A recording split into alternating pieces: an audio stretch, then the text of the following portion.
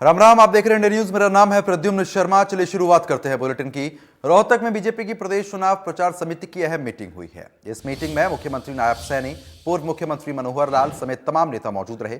इस मीटिंग में लोकसभा चुनाव समेत कई मुद्दों पर चर्चा हुई। इस बैठक में सीएम नायब सैनी ने पूर्व सीएम भूपेंद्र सिंह हुड्डा पर जमकर प्रहार किया है।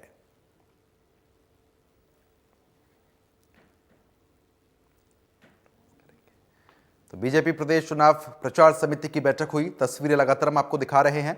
मुख्यमंत्री नायब सैनी भी इस बैठक में मौजूद रहे हैं। तस्वीरें आप देखिए। तो फिलहाल आपको बता दें, आने वाले समय में चुनाव है, उसके मद्देनजर ये बैठकें कई लिहाज से महत्वपूर्ण हो जाती हैं। मुख्यमंत्री ने कहा कि कांग्रेस राज में सिर्फ भ्रष्टाचार हुआ, कांग्रेस भ्रष्टाचार को बढ़ावा देती है। हरियाणा के मुख्यमंत्री नायब सिंह सैनी ने कहा है कि प्रदेश की 10 सीट जीतना उनके लिए कोई बड़ी चुनौती नहीं है। उन्होंने कहा है कि वो लोकसभा चुनाव में प्रदेश की 10 सीटें जीतेंगे और प्रधानमंत्री नरेंद्र मोदी की झोली में डालेंगे। साथ ही उन्होंने पूर्व मुख्यमंत्री भूपेंद्र सिंह हुड्डा पर भी कटाक्ष किया है। नायब सिंह सैनी ने कहा कि पूर्व की सरकारों में भ्रष्टाचार चरम सीमा पर था, जबकि मौजूदा भाजपा सरकार की डबल इंजन की सरकार में भ्रष्टाचार का नामो निशान नहीं है। उन्होंने कहा कि जो काम पूर्व की सरकारों में 3 दिन लाइन में लगकर लोग करवाते थे, वो काम अब घर बैठे हो रहे हैं। गौरतलब है कि नवनियुक्त मुख्यमंत्री नायब सिंह सैनी आज रोहतक में पहुंचे थे। मुख्यमंत्री बनने के बाद पहली बार उनका ये दौरा था। इस दौरान वो अलग अलग कार्यक्रमों में शिरकत करने के लिए पहुंचे थे।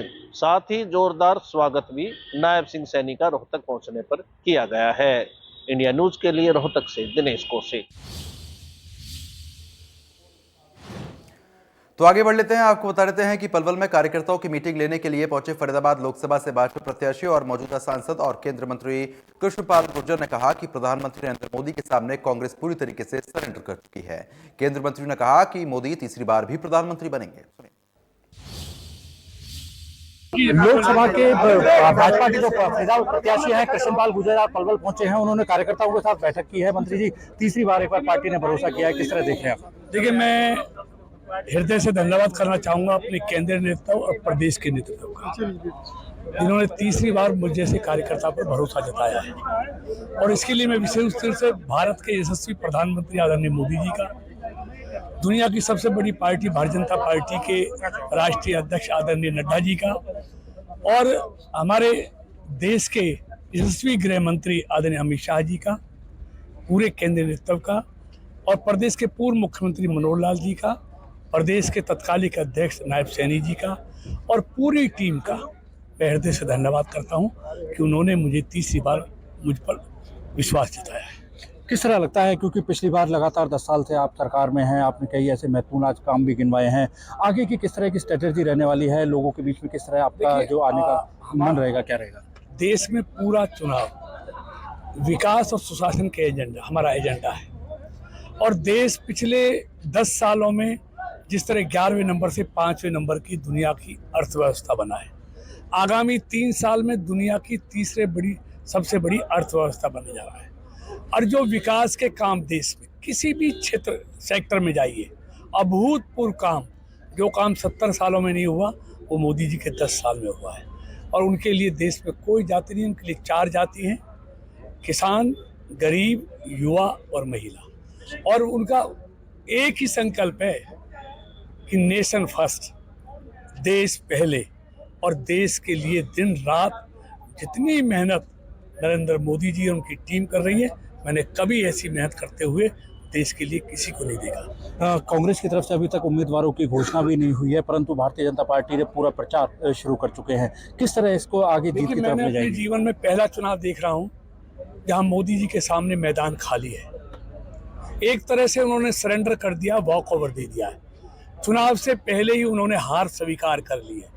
उनके बड़े बड़े नेता चुनाव मैदान छोड़कर भाग रहे हैं। इससे बुरी स्थिति किसी पार्टी के लिए क्या हो सकती है जब उनके बड़े बड़े नेता चुनाव लड़ने से इनकार कर रहे हैं। देखिए, कहीं ना कहीं केंद्रीय मंत्री कृष्णपाल गुर्जर का कहना है कि प्रधानमंत्री मोदी के सामने जो बड़े बड़े नेता है वो चुनाव छोड़कर भाग रहे हैं, और निश्चित तौर पर भारतीय जनता पार्टी की जो जीत है वो सुनिश्चित दिख रही है। कैमरामैन करतार के साथ नितिन शर्मा, इंडिया न्यूज पर। तो वहीं बीजेपी प्रत्याशी अशोक तंवर का लोकसभा चुनाव को लेकर बयान सामने आ गया। उन्होंने कहा कि देश में विपक्ष मुद्दा विहीन है, बेवजह इलेक्टोरल बॉन्ड को मुद्दा बना रहे हैं। विपक्ष पीएम मोदी के खिलाफ षड्यंत्र कर रहा है, लेकिन ये षड्यंत्र कभी कामयाब नहीं होगा। साथ ही उन्होंने कांग्रेस आप गठबंधन पर तंज कसते हुए कहा कि ये गठबंधन लुटेरों का गिरोह है। सुनवाएंगे आपको। देखिए, टोटल जो है मोटा मोटा जिस तरीके की जानकारी अभी तक आई है, 20,000 करोड़ रुपए के इलेक्टोरल बॉन्ड जो है वो एसबीआई के थ्रू बॉन्ड्स के माध्यम से राजनीतिक पार्टियों को जिन लोगों ने डोनेशंस देनी थी उसके माध्यम से देने का केवल 6,000 करोड़ रुपए वो भारतीय जनता पार्टी को आए। उसका जो है करीबन 2.5-3 गुना वो दूसरी पार्टियों को गया। तो कैसे चला गया? तो इसलिए केवल मुद्दा बनाने के लिए मुद्दाहीन विपक्ष जो मोदी जी को हटाना चाहता है, मैं समझता हूँ कि वो कामयाब नहीं हो पाएगा। सारे उनके जितने पैतरे हैं, जितनी चालबाजियाँ हैं, जितने षड्यंत्र हैं, देश के अंदर मिलकर के षड्यंत्र कर रहे हैं, विदेशी ताकतों के साथ मिलकर के षड्यंत्र कर रहे हैं, लेकिन षड्यंत्रकारी जो है वो सफल नहीं होंगे और ज़्यादा ताकत के साथ मोदी जी 2024 में उभर करके आएंगे। पहले वो बूथ कैप्चरिंग करवाते, तो बूथ कैप्चरिंग के माध्यम से वो जीतते थे। ऐसा नहीं हो सकता कि पूरा हरियाणा जो है कांग्रेस के खिलाफ वोट दे रहा है और एक इलाका उनको। तो लोगों का जनमानस, वहाँ के लोगों का भी यही है। वो समय सत्ता का दुरुपयोग करते रहे, जब विपक्ष में भी थे तब भी। तो इस बार कम से कम मुझे ये यकीन है कि जिस तरीके से और इलाकों में भारतीय जनता पार्टी को जिताने का लोगों ने काम किया भारी बहुमत के साथ, वैसा ही जो है करीबन 5 लाख कम से कम टारगेट इस बार हर लोकसभा के ऊपर है भारतीय जनता पार्टी का कि कम से कम मार्जिन 5। थानेसर से बीजेपी की टिकट पर आपको बता दें कि 2 बार विधायक बने सुभाष सुधा को मंत्री बनाए जाने की खुशी में नगरवासियों ने उनका स्वागत किया। कल ही नायब सैनी मंत्रिमंडल में थानेसर के विधायक सुभाष सुधा को राज्य मंत्री बनाया गया था।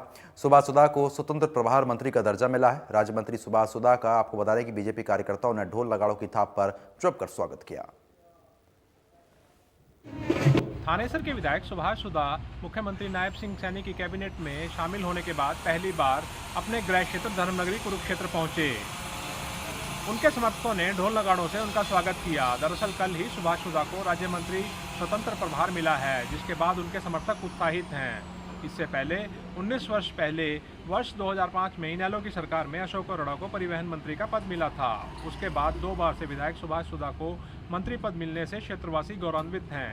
वहीं नवनियुक्त मंत्री सुभाष सुधा ने भी परमपिता के अतिरिक्त क्षेत्र की जनता का आभार जताया और कहा कि वो उनकी अपेक्षाओं पर खरा उतरेंगे। कुरुक्षेत्र से राजीव अरोड़ा, इंडिया न्यूज हरियाणा।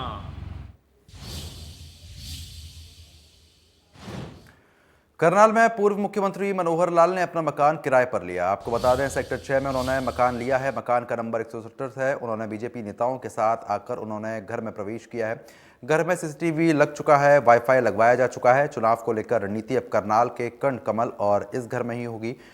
मनोहर लाल ने नारियल फोड़कर घर में प्रवेश किया है।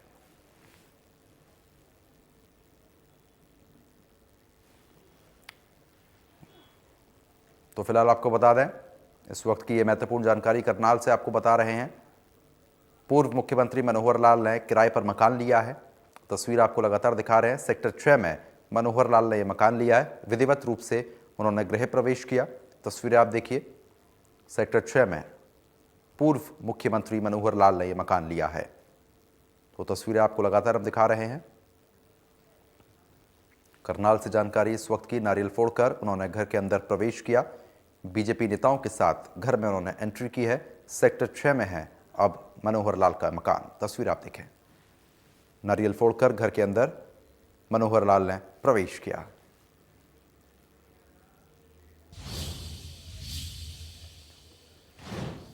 हरियाणा वेयरहाउस कॉर्पोरेशन के नवनियुक्त चेयरमैन दिनेश शर्मा ने कार्यभार संभाल लिया है। इस मौके पर विधानसभा स्पीकर ज्ञानचंद गुप्ता, कैबिनेट मंत्री जेपी दलाल ने नवनियुक्त चेयरमैन को सीट पर बैठाया और दोनों ने मुंह मीठा कराकर बधाई दी।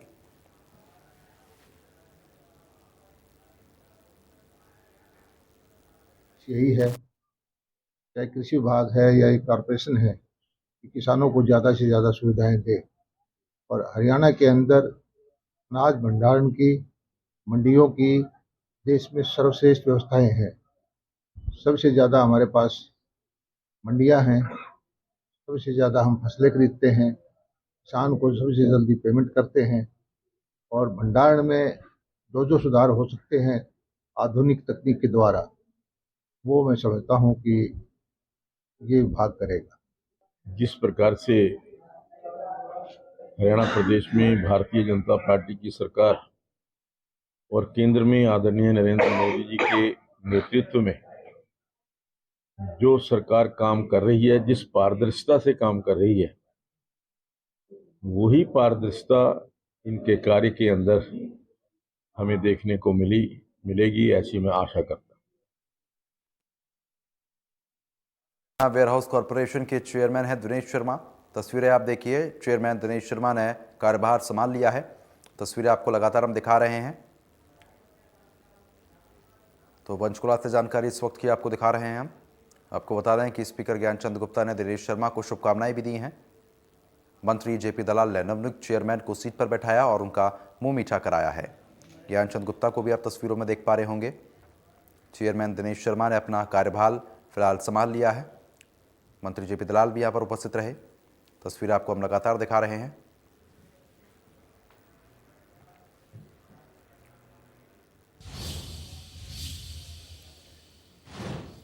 हरियाणा में रेवाड़ी जिले के इंडस्ट्रियल एरिया धारूहेड़ा स्थित ऑटो पार्ट्स बनाने वाली लाइफ लॉन्ग कंपनी में बॉयलर का डिस्क फटने के मामले में ब्लास्ट हुए लगभग 40 कर्मचारियों में से 5 श्रमिकों की इलाज के दौरान मौत हो गई, जबकि 10 से ज़्यादा कर्मचारियों की स्थिति काफ़ी गंभीर बताई जा रही है। बता दें कि 18 कर्मचारी रोहतक पीजीआई तो कुछ दिल्ली के सफदरगंज अस्पताल में एडमिट हैं।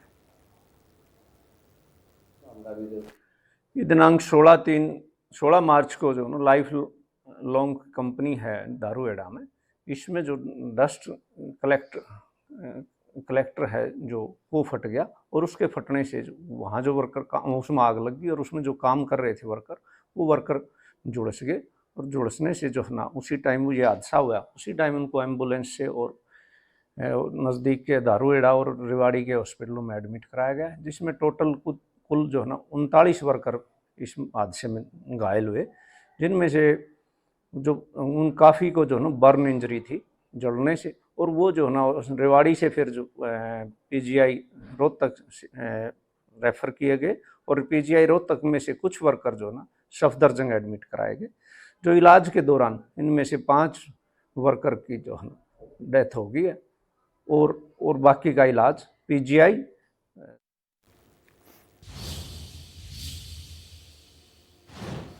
तो आगे बढ़ लेते हैं। भिवानी में पुलिस का सीलिंग प्लान अपराध से निपटने के लिए पुलिस ने मॉक ड्रिल की है। आपको बता दें कि जिले में चैन स्नैचिंग और मोटरसाइकिल चोरी की वारदातों को देखते हुए पुलिस हरकत में आ चुकी है। शहर में 31 नाके तो पूरे जिले में 72 नाके लगाए गए हैं। किसी भी अपराध की स्थिति में पुलिस कितनी मुस्तैद रहती है, इसकी जांच के लिए आज भिवानी में सीलिंग प्लान लगाया गया है। सीलिंग प्लान के तहत न केवल जिले भर में 72 नाके लगाए गए हैं, बल्कि अकेले अगर मैं शहर की बात करूं 31 नाके यहाँ पर लगाए गए हैं। इन नाकों पर खुद जाकर भिवानी के पुलिस कप्तान वरुण सिंगला मॉनिटरिंग भी कर रहे हैं तमाम चीजें। हालांकि एक डेमो दिया गया था, मॉक ड्रिल को कहा जा सकता है। कुछ चेन स्नैचिंग की वारदात का नाम लेकर नाकेबंदी करवाई गई थी और वो स्नैचर्स पकड़े भी गए हैं। इसके अलावा एक मोटरसाइकिल चोरी की शिकायत भी कंट्रोल रूम में मिली थी और उनको भी ट्रैप किया गया था। पुलिस पूरी तरह से मुस्तैदी की बात जरूर कह रही है। एक तो चुनाव और उसके ऊपर इस तरह से पुलिस के द्वारा लगातार कार्रवाई किया जाना निश्चित तौर पर इस ओर संकेत दे रहा है कि पुलिस प्रशासन चुनाव आचार संहिता मॉडल कोड ऑफ कंडक्ट को लागू करने के मकसद से और आपराधिक वारदातों पर अंकुश लगाने के मकसद से साथ ही साथ शांतिपूर्ण तरीके से चुनाव प्रक्रिया संपन्न हो सके, उसके मद्देनजर इस तरह की कार्रवाई अमल में लाई जा रही है। वीडियो जर्नलिस्ट सुमित अवस्थी के साथ रवि जांगड़ा, इंडिया न्यूज, हरियाणा। हरियाणा के विभिन्न निजी अस्पतालों में आपको बता दें कि चिरायु और आयुष्मान कार्ड धारकों का पिछले 6 महीने में लगातार इलाज किया गया, लेकिन उन्हें उनका भुगतान सरकार ने नहीं किया, जिसके चलते 16 मार्च से डॉक्टरों ने इलाज बंद कर दिया था। निजी अस्पतालों का सरकार की तरफ से लगभग 150 करोड़ बकाया था। अब हरियाणा सरकार के वरिष्ठ अधिकारियों और इंडियन मेडिकल एसोसिएशन के प्रतिनिधियों में बातचीत हुई है, जिसमें तय हुआ है कि बकाया राशि का भुगतान 15 अप्रैल तक कर दिया जाएगा। और हमें जो दिक्कत आ रही थी, पेमेंट हमें 15 दिन में मिलना चाहिए, वो 6-6 महीने, 8 महीने, 9 महीने से नहीं मिल रही थी, बहुत कटौती हो रही थी, हमारी कोई सुनवाई नहीं हो रही थी। इस चक्कर में हमने इलाज बंद किया था, 16 की रात से बंद किया था, पूरा नोटिस देकर बंद किया था। अभी कल हमारी वार्ता हुई है श्री सुधीर राजपाल जी ACS हेल्थ से हुई है, वहीं पर CEO आयुष्मान के श्री दहिया जी भी थे, जॉइंट CEO अंकिता अग्रवाल भी थी, अंकिता अधिकारी जी, और सबसे हमारी बात हुई है। अल्टीमेटली जो फैसला हुआ है, पुरानी जितनी पेमेंट्स हैं 150 करोड़ के करीब की पेमेंट्स हैं, वो 15 अप्रैल तक सारी पेमेंट्स क्लियर कर दी जाएंगी। और आगे उन्होंने अपने जो मेडिकल ऑफिसर हैं इसको देख रहे हैं, वो उनका नंबर संख्या बढ़ा दी है, काफ़ी बढ़ा दी है, जिससे कि हर 15 दिन के अंदर अंदर आपकी पेमेंट होती रहेगी। और डिलेड पेमेंट पे हमको जो ब्याज मिलना चाहिए था वो भी उन्होंने माना है कि मिलना चाहिए, और फाइनेंस डिपार्टमेंट से वो पुट अप करेंगे कि इनको ब्याज दिया जाए। ब्याज का प्रेशर रहेगा तो पेमेंट्स भी टाइम पर होती रहेंगी। तो खबरों में आगे बढ़ लेते हैं। आपको बता देते हैं कि सोनीपत जिले के खरकौदा और राई में ओलावृष्टि के कारण सरसों की फसल समेत कई फसलों पर काफी बुरा प्रभाव पड़ा। इसी के चलते सोनीपत की अनाज मंडी में सरसों की आवक की काफी गति जो है वो धीमी पहुंची है। मंडी में आने वाली आवक की क्वालिटी भी ज्यादा अच्छी नहीं है, जिसके कारण किसानों को अच्छा भाव नहीं मिल रहा है, और नमी की मात्रा ज्यादा होने के चलते किसानों को काफी नुकसान हो रहा है। प्रदेश की सरकार द्वारा 25 तारीख से सरसों की फसल की खरीद की संभावना मानी जा रही है। और फिलहाल सोनीपत की बात करें तो सोनीपत में सरसों की आवक आनी शुरू हो गई है। मेरे पीछे भी आप तस्वीरें देख सकते हैं कि यहाँ पर किसानों की जो सरसों की फसल है वो यहाँ कट्टों में भर कर रखी गई है। किसान जो है लेकर पहुँच रहे हैं। ख़ास तौर पर बात करें तो अभी जिस प्रकार से मंडी में भी आप देख सकते हैं कि सरसों की फसल में जो नमी की मात्रा है वो ज़्यादा है, क्योंकि मौसम का भी प्रभाव है, और ऐसे में उसको सुखाने का कार्य, सफाई करने के बाद सुखाने का कार्य जो है महिलाएं कर रही हैं। नमी की मात्रा की बात करें तो 7% नमी की जो है वो निर्धारित की गई है। और ख़ास तौर पर बात करें तो जिस प्रकार से 4800 से 5250 रुपये प्रति क्विंटल के हिसाब से अभी जो है किसानों की सरसों की फसल बिक रही है। हालांकि MSP का रेट अगर बात करें तो करीबन 5650 रुपये के आसपास माना जा रहा है। MSP से भी कम जो है अभी किसानों की सरसों की फसल बिक रही है। और आगामी दिनों में जिस प्रकार से 25 तारीख से सरकारी खरीद की उम्मीद मानी जा रही है, देखना होगा कि सरकारी खरीद कब तक शुरू होगी। लिहाजा अगर बात करें तो सोनीपत के खरखोदा और सोनीपत में इस बार ओलावृष्टि काफ़ी ज़्यादा हुई है, उसकी वजह से भी सरसों की फसल को काफ़ी इफेक्ट हुआ है, काफ़ी फसलें बर्बाद हुई हैं। तो निश्चित तौर पर फसल जो है, आवक जो सरसों की है वो बहुत कम मात्रा में पहुंच रही है। सोनीपत से इंडिया न्यूज़ हरियाणा के लिए।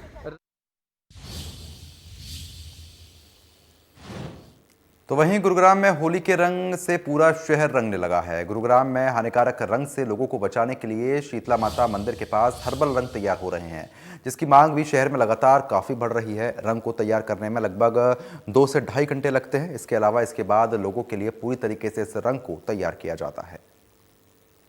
पर उससे पहले ही आप बाज़ारों में हर्बल कलर की जो डिमांड है वो बढ़ती जा रही है। और इस समय मौजूद हूँ गुरुग्राम के शीतला माता मंदिर परिसर में, जहाँ पर कारीगर द्वारा जो है विभिन्न प्रकार के जो कलर हैं वो यहाँ पर बनाए जा रहे हैं। आप देख रहे हैं कि ये हर्बल कलर है, जिसको तमाम जो जो कारीगर हैं वो बड़ी मेहनत से बना रहे हैं। और इस कलर की जो खासियतें हैं कि हर्बल कलर है, तमाम फूल और फूल के साथ साथ अरारोट इसके अंदर मिलाया गया, और साथ ही साथ सुगंध यानी कि फ्रेगनेंस के लिए इसके अंदर जो है खुशबूदार जो तेल है, ऑयल है, वो इसके अंदर डाला जा रहा है। और ऐसे में ना सिर्फ हम बात करें हरा, पीला, लाल, गुलाबी, जो विभिन्न प्रकार के जो कलर हैं वो यहाँ बनाया जा रहा है। और आप देखें तमाम जो कारीगर हैं वो यहाँ बनाते नजर आ रहे हैं, क्योंकि अक्सर देखा गया है जो केमिकल युक्त जो भी कलर है वो कहीं ना कहीं स्किन को वो नुकसान पहुंचाता है, एलर्जी उससे हो जाती है, और कहीं ना कहीं आँख में चला जाए तो आँख की रोशनी जाने की जो खतरा है वो भी अक्सर बना रहता है। और ऐसे में कहीं ना कहीं शीतला माता परिसर में इस कलर का जो है बनाया जा रहा है। और ऐसे में शहर के अलग अलग इलाकों में इस कलर को यहाँ से भेजा जाएगा। और तमाम जो कारीगर हैं मैं उनसे भी बात करूंगा कि आखिरकार क्या विशेषताएं इन कलर की है। तमाम जो लोग हैं वो भी हैं। एक बार अपना नाम बता दीजिए। सर जवाहरलाल मेरा नाम। जवाहरलाल जी, क्या खासियत है इस कलर में? खासियत ये है सर, ये कान में, गले में, आँख में, कहीं चला जाए, कहीं बॉडी में कोई एलर्जी करने वाली चीज़ नहीं है, शुद्धता के साथ में है, इसमें कण नाम का मात्र नहीं मिलेगा। और ये मक्के के आटे का अरारोट जो हर चीज़ में पड़ता है खाने के लिए, इसी चीज़ का दवा ही बनती है। जितनी सफ़ेद गोलियां बनती है वो अरारोट का ही बनता है। उस चीज़ का एक हम गुलाल बना रहे हैं। शुद्धता के साथ, कोई दिक्कत कोई परेशानी इसमें है नहीं। कहाँ कहाँ इस कलर को भेजा जाएगा शहर की बात? कहीं हमारा तो चला गया, बॉर्डर चला गया, और काकरोला भागरोला चला गया, मानेसर चला गया, कई हिस्सों में हीरो होंडा चौक पे माल गया। बाकी मैं बाजार में लगा के खुद 2-4 स्टॉल हम खुद अपना रिटेल बेचूंगा। कितने सालों से आप ये काम कर रहे हैं? कितने कारीगर हैं जो शीतला माता परिसर में इस रंग को बनाते हैं? ये सर कम से कम हमको 35-36 साल हो गया, और कारीगर हमारे पास सब 10-12, 8, कभी 10, कभी 12, कभी 8 ऐसे रहते हैं सर। तो कितनी डिमांड, अब हर्बल कलर की मैं बात करूं, जो आप जिसमें फूल, अरारोट, तमाम चीजें जो हैं वो मिला रहे हैं? ये हर चीज मिला रहा हूँ, मतलब कहने का कि एकदम मिलावटी का कोई चीज नहीं है इसमें। हाँ, तो बिल्कुल तमाम जो लोग हैं उनका साफ तौर पे यही कहना है कि इस कलर को ये खुद बनाते हैं, और कहीं ना कहीं इस कलर की जो खासियत है वो ये है कि होली के पर्व पर तमाम जो लोग हैं हर्बल कलर को इस्तेमाल करते हैं, क्योंकि जिस तरीके से पहले भी हमने बताया कि केमिकल युक्त जो कलर होता है वो बॉडी को हार्म करता है, और इसी के चलते अब तमाम जो लोग हैं हर्बल कलर का जो है इस्तेमाल कर रहे हैं। और ऐसे में जो भी, यानी कि जिस तरीके से अब दिवाली के आसपास जब माँ शीतला के दरबार में लाखों लोग जो है दर्शन करने के लिए आएंगे, तो वो भी इसी कलर का उपयोग करेंगे। गुरुग्राम से कैमरामैन इंद्रजीत के साथ। तो फिलहाल अभी के लिए सिर्फ इतना ही। राम राम।